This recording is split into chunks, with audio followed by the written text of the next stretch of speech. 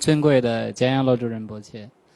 非常欢迎和感谢您来接受我们华严讲堂的专访。我想请您谈的第一个问题是，希望您向大家比较详尽的介绍一下觉囊巴。谢谢您。觉囊巴，对，觉囊巴就是一个我们就所谓的一个教派的名字，对，就是觉囊派。但这个觉囊这个呢是一个地名，在我们的拉萨这个日喀则那个区域里面，现在就叫拉泽县那个境内有一个山沟就叫做觉囊沟，所以那边有很多人修行，所以就形成了这个派系，所以我们叫这个觉囊派，是这样。如果详细一点的讲呢，就是这个派系就是后弘期以后兴起的一个比较圆满的一个教派。对，因为怎么说圆满呢？因为它的教义也好，它的修法也好，各个方面都是非常完整系统的，所以就这个成为西藏的一个非常重要的一个派系，是这样的。您能够介绍一下它的教义特点和传承历史吗？传承历史，对，这个其实很简单，就是我们的藏历，就是1027年开始去算的。从公历来讲的话，那就是我们的时轮这个教法进入西藏的这个时间。所以觉囊就是以时轮历的宗派，我们一般就叫这个八大宗的时候，觉囊列为这个时轮宗，是这样的，因为它是就在觉囊沟这个地方有很多的修行人修行这个时轮教法，后来就称之为时轮宗，就慢慢就称之为这个觉囊派，是这样的。所以这个就是在这个宋朝的时候就开始的，对，是公元12世纪、11世纪，这个教法就进入觉囊那边圆满的形成一个派系呢，在12世纪左右，就开始13世纪就很圆满的成型，是这样的。然后这个叫根邦推介尊者有一个大德，他把这个时轮的教法所有的译本、所有的传承，他去修行，他去接受、接续，然后成为西藏的一个时轮方面的一个最权威的一个这样的一个时轮教法的一个传承人，并且呢，他就有不同的20多种传承都相续下来、接续下来，然后带领很多的成就者在那边学习修学，所以他是一个真正意义上的大成就者。所以他的成就呢，就觉囊的这个时轮教法里面的所有的这些仪轨，他都非常的圆满的完成，所以他是名副其实的一个成就者。所以后来就我们如果听到过，乌顿巴，像这个多布巴，像这个宗喀巴大师，这些所有的时轮教法的传承，就是来源于根邦推介尊者。现在如果我们要谈到时轮，就必须要这个借助于这个根邦推介尊者这个祖师的桥梁，我们才可以相续。所以他是这么一个人物，在密乘当中非常重要的一个人物。所以他就在觉囊沟里面带领很多的这个僧俗修学，然后有无数成就者，所以形成了这个派。那这个呢，慢慢的延续，就觉囊兴盛广大呢，就是到了我们来讲，就是公元13世纪，大布巴祖师，我们称之为大布巴，这个是释迦牟尼佛在大法古经像这个尊胜佛母序等等的很多经藏里面有这样的预言。因为你们知道，像我们的这个法王经脉彭措法，他就讲的是我们西藏藏区就是佛陀预言的最清楚、最详细的一位祖师，所以他是非常推崇大布巴祖师的教义，而且他讲过很多次。据说他在讲这个大布巴祖师的山发了因海的过程当中，他也是入涅盘的，所以确实是如此的。他预言的非常的详细，就如实的出现了一个第二佛陀，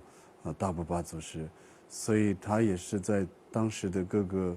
区域吧，这个都有很多邀请，比如内地，也有对他的邀请，所以在他同时期，元朝就有了他的教义，就在这个宫廷里面有翻译，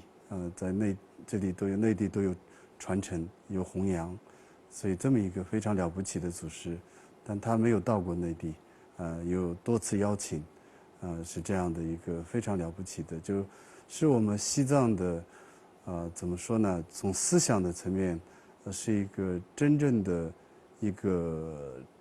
弘扬的一个集大成者，因为他把佛陀的教法第三转法轮的教义就圆满系统的，就我们现在比较听得懂的语言来讲，就一个完整的一个哲学体系，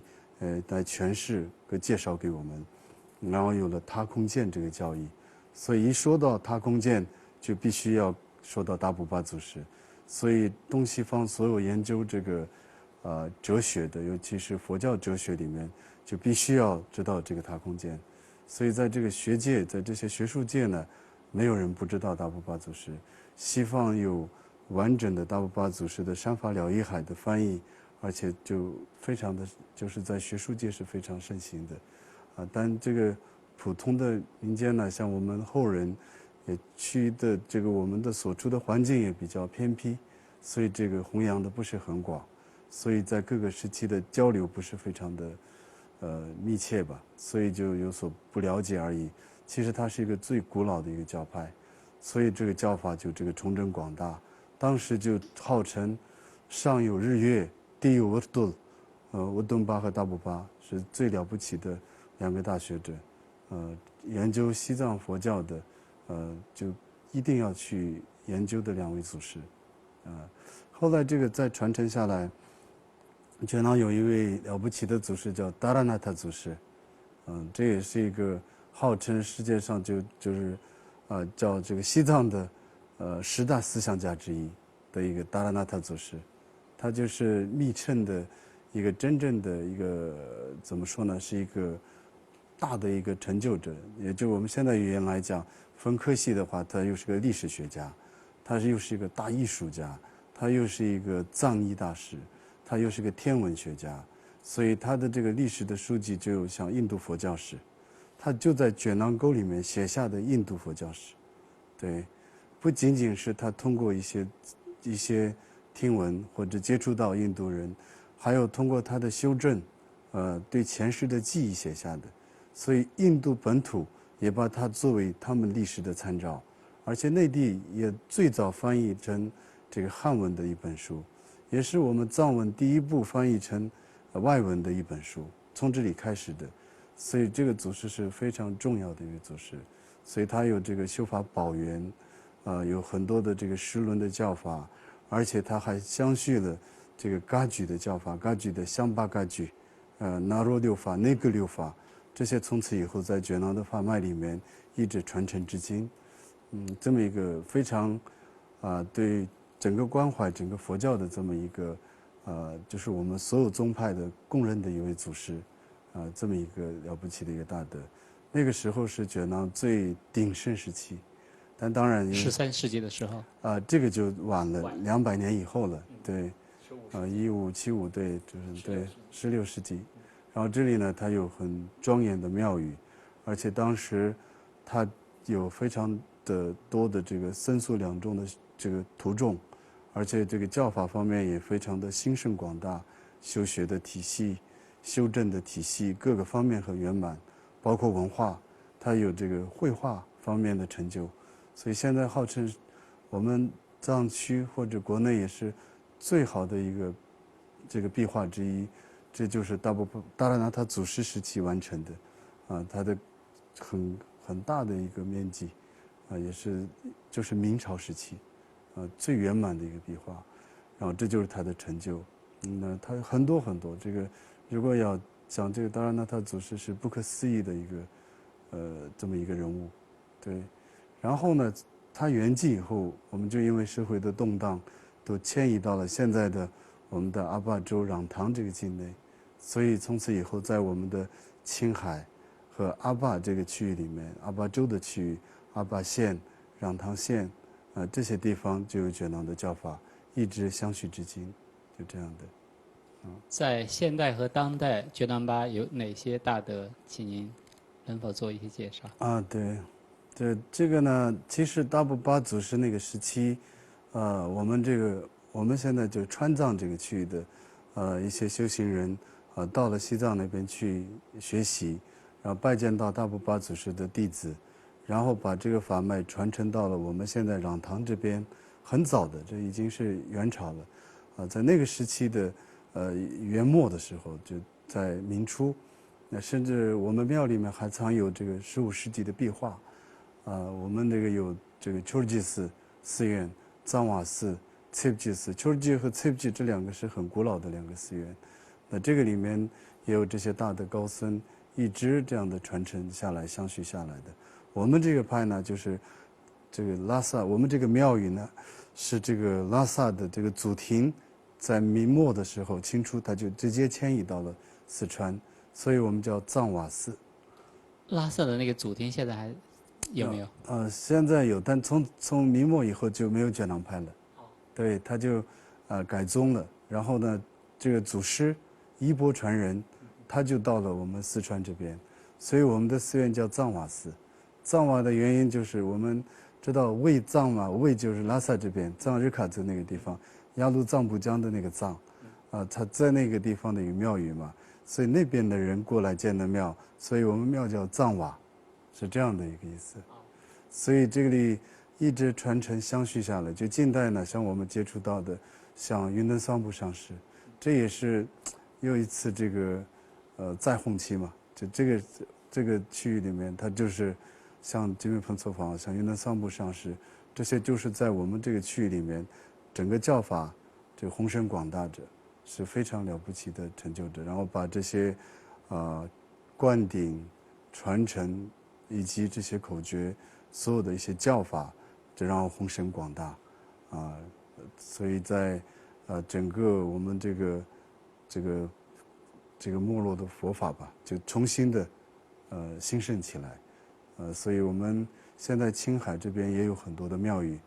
这些当代的大德来讲，那很多的像我们的师父像金梅多这上师，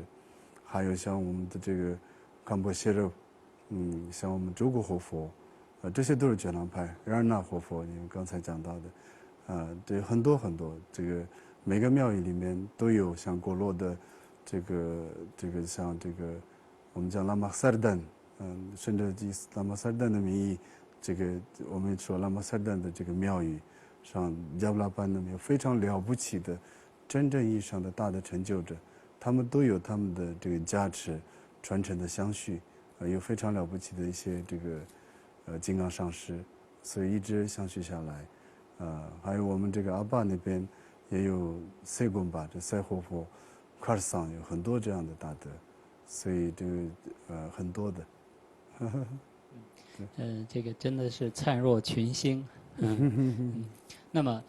跟其他几大教派相比，觉囊巴的这个教义有什么特点？对，特点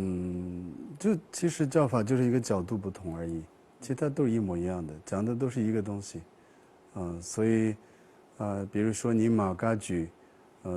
这个这些教法都一模一样，萨迦这个格鲁派都一样的。其实像格鲁的宗喀巴大师，他是一个觉囊的，像我讲的大部巴祖是有14大弟子，非常了不起的。像这个舒杰尔瓦祖师，像尼混巴、参门巴，这很多大德，他都在那边学习过。他也是我们多康地区的人嘛，青海那边的现在讲，他也是去西藏去学佛、学习、求学。那个时候呢，觉囊就是一个最圆满的一所学校，所以他到那边，像这个大部巴祖师的弟子舒杰尔瓦，跟他学习十轮金刚。然后呢，跟这个尼混巴学习般若，学习这种，我们的俱舍等等的很多的都是跟觉囊祖师去学习，其实没有什么分别的，但有些分别啊，这些现在讲的这些都不是佛法的问题，都跟这个佛法是无关的，只不过是一种这个，每个社会有自己的一些构成嘛，所以是不同的这个世间的因缘的，对，其实教法上面看这些祖师的书籍啊。如果我们不是看片面的，如果要看他全面的一些思想的话，其实都一样的。对，所以觉囊的这个特点来讲，它是着重的就介绍，就跟内地的信宗一样的，就是全是佛性，对，跟禅宗、净土宗，天台华严讲的那个就讲佛性，对，所以这就是一个讲到那个特点。我们讲的如来藏，对，是一个如来藏的教法，但如来藏教法呢，我们在西藏的这个系统里面称之为大中观，对，大中观他空见，对，是这样的，一个它的一个特色吧。它所要表达的就是最究竟圆满的如来藏佛性，它在初转法轮和二转法轮的基础上，再去深入的去阐释如来藏的教义，对，这样的。那就是说，与汉传佛教类比的话，它相当于是这个就是涅槃如来藏系。对，就是华严，一样的。对。华严。然后您刚才提到一个大法鼓经，大法鼓经在汉传佛教的判教里面也是把它判到这个涅槃，跟涅槃是一类的，大涅槃经是一类的。对对对，是的。请您来向大家解释一下这个他空界与自空界有什么不同？其实我只是代表我自己啊，这是一个很大的一个科目，因为它是通过修正才能够了解得更清楚，它不是一个像知识系统一样的简单可以去说。但也就是说是一个修正的见地上的差别。当然，就是你有这样的证悟，才可以有所那个。但我没有证悟，这是靠概念去做一些论述，那这个就跟那个真实的东西就差得很远。但是就简单的来讲呢，其实他空在讲我们任何人都具佛性，对。但佛性呢，就不是你的观念，不是你的概念，不是你的情绪，那这些都要弄清楚的一些命题。那它这个像我们像解释密经呢，像这个楞格什巴楞伽经呢，这些里面讲的那样的，就像二谛、三性、五法、80，来了解我们自己，对我们自己是如何去构成的。那这个方面。密乘有非常好的心意，尤其诗轮里面，他告诉我们我们有什么样的一些状态，清醒的、睡梦的，以及这种深度睡眠的，以及我们的这种欲望的，这样的生命不同的这种状态，那这个你要清楚什么是表面的，什么是本质的。我们讲的什么是表象，什么是本性，什么是习气，什么是本性，就这些方面。要弄清楚、弄明白。那我们对一个笼统的、很模糊的这么一个对世间的各种各样的情绪，我们现在所处的这个是没有任何分析过的一个混乱的状态，不能说混沌的状态。那这个混乱的状态是怎么产生的？我们的这个概念、情绪是依据于什么的？那这个外境的这个它的载体，我们的那个前提是什么？那这个，比如说我们看到的这一个整体，但我们它引发的各种各样的情绪观念，或者它今天营造出来的气氛，我们完全的被它所迷住，或者说被它所影响，但是我们不知道它是什么东西。但这个佛家讲，这个是一个因缘和合的，它是各种各样的元素组成的，但我们看到的只是一个整体，对。但这个整体就显然就是一种错觉，幻象，是一个感官的错觉，这个是一个尝试嘛，这从科学讲也是这样的。但我们呢，就是被它影响的，然后我们对它有各种各样的解读，各种各样的概念，各种各样的叙述，各种各样的标签，但那些表面的东西，它引发的各种各样的情绪，这就是我们所谓的对自我的认同。那这样的话呢，就不切实际了，就。跟那个本质的东西，走得越来越远了，所以这些它就会有个很次第分明的，有一个对生命的诠释，很科学的，就是也是很系统的、很立体的、很多元的去诠释一个生命的我们的一个心智模式吧。那这样的角度呢，慢慢的告诉我们，什么是不是那个本性，不是那个本性的，自然是因缘和合，它是没有自性的，所以这就是一个简单讲就是一个他空的含义，但我们要所空的那个他呢，那个是很深的一个文化，对，所以那个不是说我们要让它空，它本来就是一个这样的一个无自性的存在，所以那个无自性的如何存在呢？那就自空讲的，那它就是怎么样是自空的，它没有自性的存在，它没有一个本然的存在，它只是一个相对的存在，这就是自空所诠释的东西。它重点在诠释这个物件，它没有自性，对，他空讲除了这个以外的那个佛性，对，是这样的一个概念，没有什么矛盾和障碍，一点点都没有，对。那么请您对这个觉南巴的十轮，当然说很多教派里面都有十轮，对。那么请您但是以觉南巴为最主要，对，也是最早的源头，对，请您对十轮做一些解释。对，十轮是这样，这个整个是所有的教派都会修学，因为它是一个密乘的根本，就号称是密乘之王，因为它是最全面的、最圆满的，而且它这个里面的诠释是最透彻的，所以它的内容也是最丰富的。所以密乘里面的有些序部里面没有讲到的、没有讲透的，在十轮里面讲得很透、讲得很清楚、讲得很圆满，所以号称密乘之王。所以没有一个宗派不去修学的，但这个主要是不是他们的专科，对。比如说，我们也有很多的教派，比如修学这个十轮，但他没有专门修过十轮的生源次第，顶多是一个升起次第，这些呢，很多祖师他亲自会讲的，我没有修过圆满次第，我也没有这个法，我也没有这样的一个法的来源，没有这样的传承，所以它只有这个升起次第的部分，但这个十轮呢，它跟天文学有关系，它讲外十轮，跟天文有关系。这就是以文化的形式在西藏，就我们的日常的生活是离不开的。还有依据十轮，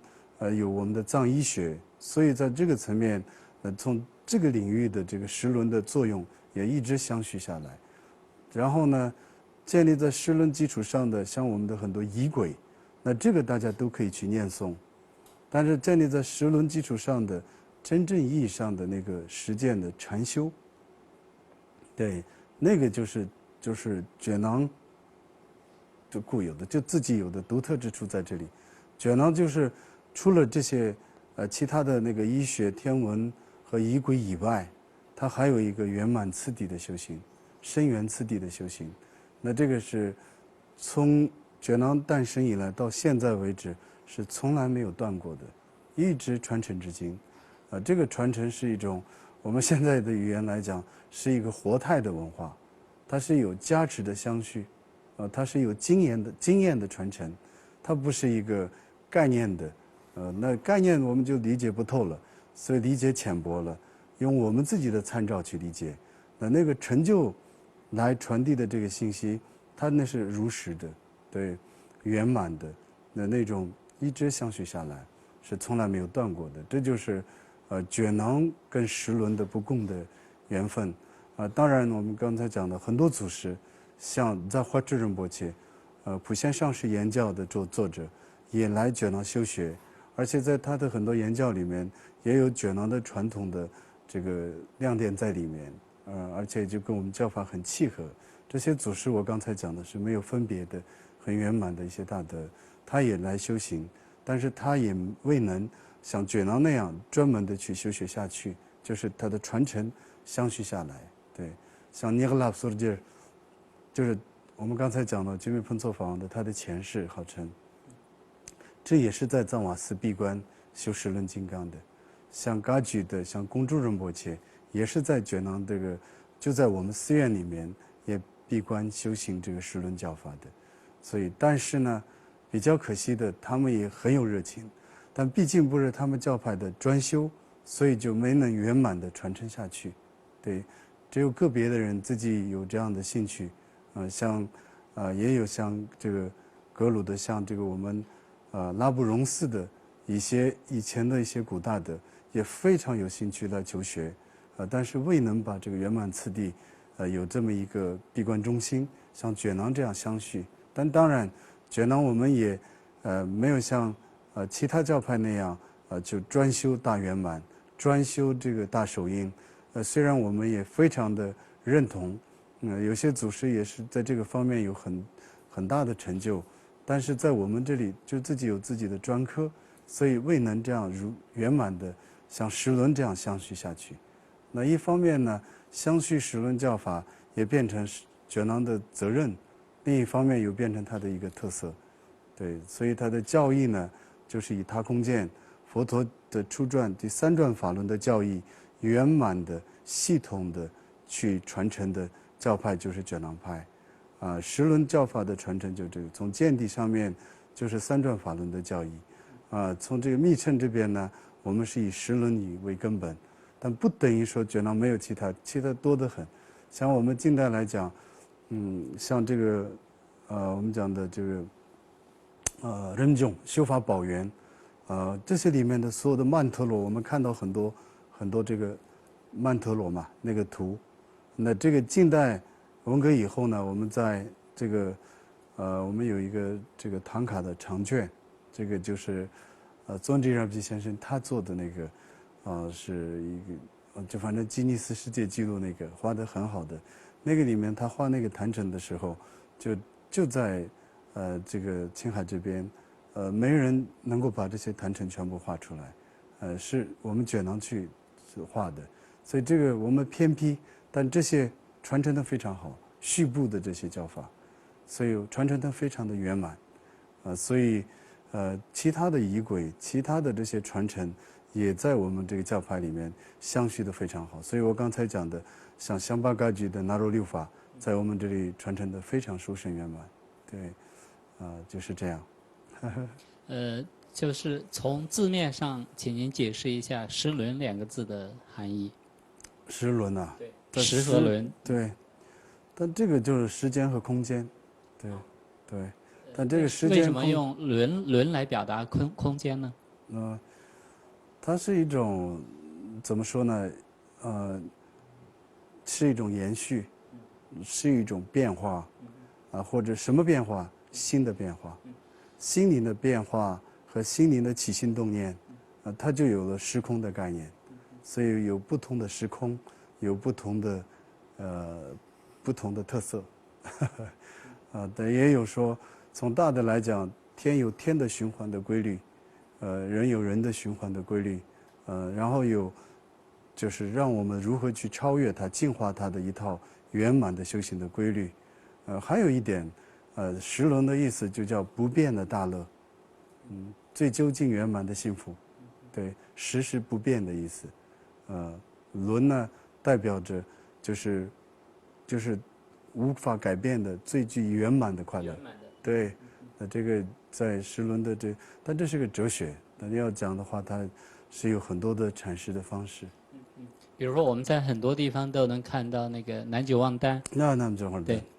对的，那这会儿的，对。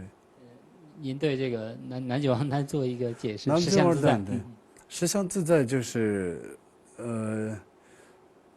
它内容是很深广的，对，它是十轮的种子字，那就是构成我们整个世界万有的是个元素，物质和精神的元素，对，这个呢是它是一个很多信息的浓缩，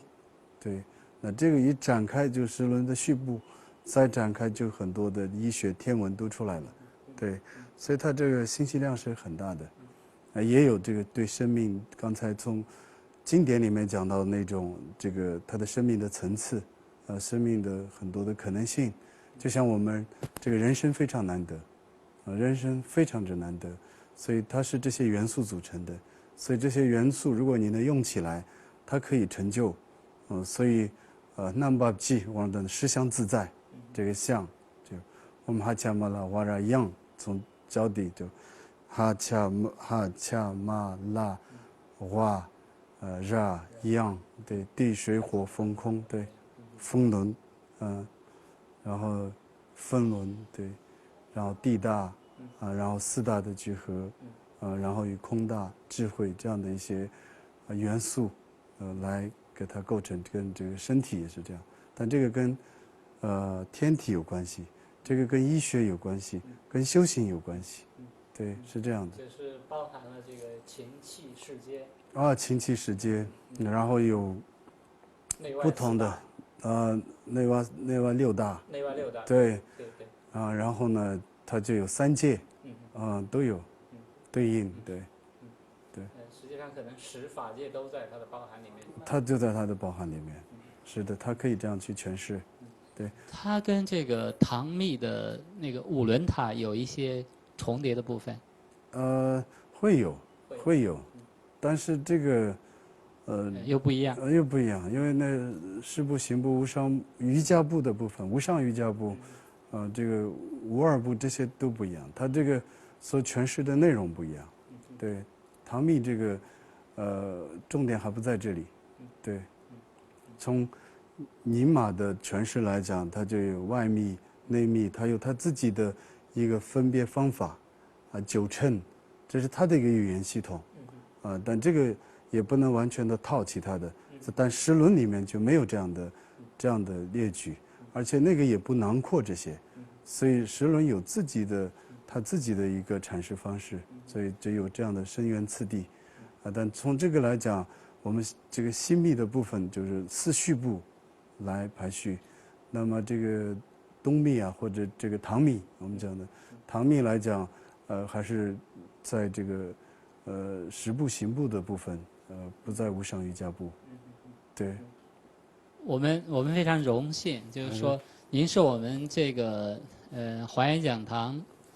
专访到的第一位仁波切。之前有这个堪布有好几位，汉地的师傅也有很多位，然后仁波切您是第一位。我刚才坐在这里的时候，突然意识到这个问题。之前我没有想过。那么我想在这里呢，请您对您自己的整个的那个转世的系统，能否给大家做一个介绍？对，但这个觉囊的转世系统也分几种。但觉囊的有些庙宇呢，它有很圆满的转世系统的传承，它也跟一般的这个世间也有一些这样的一些相互关系。当我们藏瓦这个系统里面也有一些这个，但这个不是非常非常重要，因为它不是政教合一，所以就活佛就显得没有那么的重要，对，因为它是衣钵传承为主。对，所以像大布巴祖师，像达拉纳塔祖师，像这些，一直像我们的师父云南桑布法王，他的上师拉玛罗主扎巴，他的上师像这个昂多尔吉桑布等等的，全部都是最普通的一个僧人，对，也不是达官贵族，也不是转世灵童，这是一般的一个僧人，有这样的修学。他有资格接受我的衣钵，就传授给他，就是这样的一个传承。他有这么一个脉络，当然还有一个，这个建庙的人的这样的一个活佛转世系统，对，这个也是非常重要。但是最根本的还是法上的重要，但都非常重要。但我的意思是说，没有大家想象的那么的重要，因为它不是政教合一，对。但我个人来讲，就是一个老和尚的转世，西藏有这样的一个传统，所以以这样的一个名义，被选为一个这个转世，然后请到了藏瓦寺，然后就在那边修学，那今天在这个地方，这就是个因缘而已，对，也没有什么，但这个系统呢，就是一个这个修行人，一个这样的一些老和尚的传承。他也不是一个非常一个政教合一的，有很多多重身份的这样的人，比较单纯的。您的学修主要以什么为主？我就是踏空十轮，对，但我跟云登桑布上师，对，我有幸拜见我的师父，但我也有幸成为一个他比较亲近的，就是接近的一个，一直在他旁边的人，一直圆寂为止，就仅此而已了。对，这样讲的话，比如说上师是，就是让我懂得了人是什么东西，对，知道了心是什么，知道了生命是什么，对，这个是非常了不起的。如果不是这样，我会，怎么说呢？就像一个现在的一个仪器一样的，虽然我有一个什么，就比如是一个手机，但我对很多功能一窍不通，只会接个电话而已，内容也不丰富，对，然后也浪费了一生，就是这样，然后意义也不是很大，但是他告诉我这个是有多少功能，它是什么样的一个构成，它所有就告诉了我这个生命怎么去运用。他介绍这个说明书给我，对，这样呢，我就了解了，哦，原来生命是这样的，对，而且这个很有帮助，所以我就最起码知道自己在干什么，而且我有什么样的可能性，我的这个状态叫什么，对，这个我也不会因为这个而去错误的认为这就是我，我知道我这个是不对的，但我有点清楚，但我也知道我要该做什么，方向在哪里，这些通过上师。就是耐心的教导，就慢慢的启发，而且他是这个言谈身教嘛，对他自己在那个地方的成就，因为我们也是年纪的关系，我们跟上师虽然这个20几年，但是呢碰到的也是上师的老年，和这个不能这么去不尊重，但是也有生老病死这个晚年，对晚年的部分，年所有的对老病死，我们看到了，对，但这个时候他是那么的庄严，这个时候他是那么的自在，那么的洒脱，所以我们也知道我们要怎么样对待死亡，我们要怎么样对待生命，他有很多的示范吧，对，他不一定自己能做到，但是我们看到了什么叫真善美，什么叫成就者，什么叫真正圆满的一个人格，什么是习性，什么是本性，他做了一个非常圆满的示范，对，这个是我非常荣幸的地方，对。我们了解到，您也一直在致力于佛法，以及佛教文化的弘扬。那么在这些方面，您有什么样的打算？没有，今天也没什么打算，不知不觉的就到这里了。但我也碰到很多这个有缘的一些人，有些有缘的一些人呢，他们自己有些交流，那我们就聊一聊，对，就这样，就是我经常跟他们讲，仅供参考，这个我也只是在学习过程当中的，我这个也不是一个标准，但是希望有所启发，对，大家能够这样的比较真诚的交流，有效的交流，那这样呢？说不定，我想讲的或者怎么样的，大家能够有一个比较有效的沟通吧，这样过来的，所以也有很多人，确实，还可以吧，因为佛教也会起到一些作用，对，他们烦恼的时候，肯定会这个佛法，我看着起了很多作用，所以我觉得还是很有意义的，所以这样呢，我们自己也在跟着上师的步伐，在传承一些文化。因为我见到上师那个时候，刚好在恢复重建，可以说，宗教政策开放，是一个非常好的一个时期。之前他们讲的那些故事，我们信都不信，就有点太可怕了，对这样。但是我们遇到的时候，反而是在这个重塑这个文化的一个过程。所以我们跟着上师的步伐，我们在修建庙宇，然后我们在整理经书。我们在这个整理仪轨，包括这些文化的部分，讲这个我们的藏衣，像我们的这个甚至这个唐卡，我们的梵乐，所有的就跟着相续上师的步伐，我们一直在做，对，所以这是一个非常好的一个时期吧。那这样呢，也有很多的朋友帮忙，对，所以我们大家一起共同去有些。修学吧，就这样的。随喜您的功德。今天在汉地有非常多的人在修学藏传佛教啊，对，当然也有不少的人在学习觉南巴。对，那么在这里就是说，您能否给他们一些建议或者开示？这都一样的，对对，它就是不能有分别心，对，不能有这个显密的分别，其实我们藏地没有的，而且就这个显宗密宗这个词，在我们那边就几乎不怎么在平常生活当中去用的，大家就认为我是一个佛教徒，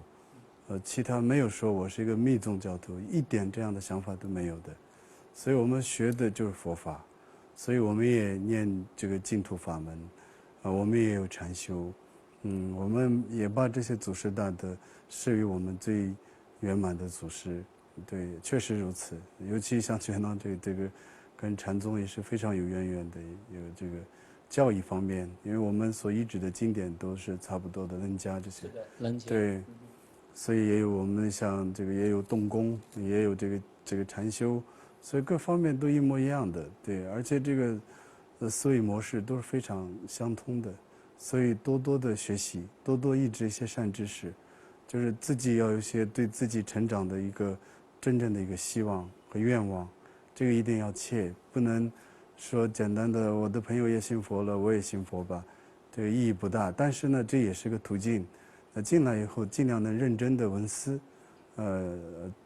从多角度的去进行一些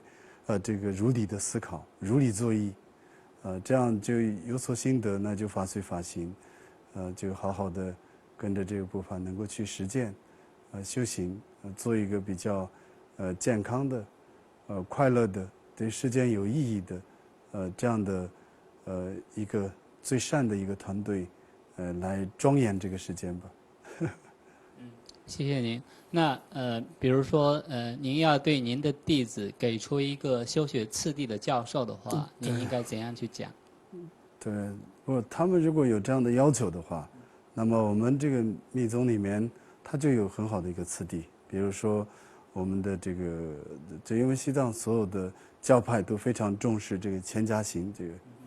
因为我们都号称是大乘佛教，立根之人，他的是一个根基很高的人去修行的一些法脉，就这个法义，所以是需要很大的智慧，需要很大的福德因缘，我们才能够真正的去禅修，才能够真正的这个去净土，这些都需要很多的资粮，就是说需要很多的福德根器吧。但这个呢，我们如果那有这样的根器的人，那当然是随喜他了。如果没有的话，那我们需要培养自己的根性。那这个有非常好的一些办法。我们这个千家行，从阿底峡尊者也好，西藏整个有这样的传统，在每个大手印教法也有这样，大圆满也如此，十轮也是很圆满的，有一个修学次第。最起码就把一些正面的，或者我们讲的方便层面的这些善的福德，或者说这种善的情绪，现在讲的正能量，就是一种寻求真理的一颗心一定要的，向上的一个善念一定要的，所以一定要有爱心的、慈悲心的。那这些我们是认同的，这个所有的人都认同，但这个需要培养的，不培养的话，只会停留在认同层面，但自己的情绪呢，还是自后天的一些习气，它会起主导作用，所以要培养一些善的情绪，这样你就不会那么的自私自利，不会那么的狭隘。那一个不狭隘，一个寻求真理的人，一个向善的、一个向上的一个人，那这样的一个人对工作、对社会、对什么时代都会有很大的帮助，对修行也非常有意义。因为这样的一个人去禅修，境界就不一样。不然一个自私心很重的人，就完全困在自己概念、观念、情绪里面，把那个认同为自我，然后沾沾自喜的人，那个就离那个禅，跟离那个我们所讲的他空，他那个对生命的理解和层次来讲，就可能性不是很强，因为它就会在很外围的概念里面，所以离那个本性很远，所以就现在就不接地气，就是这个，对，它没有一个载体，对，就要回归自然，回归到本来的本然的状态，这样才可以品味一切，这样才可以品茶，不然茶也浪费了，虽然很贵。但你没有品味它的那个审美，因为你很散乱，对，所以这个就要有一些训练，直观的一些训练，然后呢，累积资粮的一些训练，对，需要有一些让自己现在的吸气对它有所对峙，跟它有所这个就是用忏悔的力量、返回的力量。